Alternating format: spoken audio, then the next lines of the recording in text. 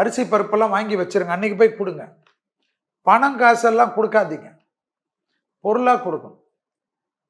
எல்லா பொருளும் கொடுக்கலாம். தானம் எந்த விதத்திலும் செய்யலாம். நிறைய எலுமிச்சை பழ சாறு வாங்கி கொடுங்க. கோயில்களுக்கு அன்னதானத்துக்கு பொருளாக கொடுங்க. இந்த கல் உப்பு தான் ரொம்ப விசேஷமா. கல் உப்பு, கற்கண்டு, சர்க்கரை, வெல்லம் இதெல்லாம் வாங்குங்க. வெண்மையான பொருள் தான் வாங்கணும்னு அவசியம் கிடையாது.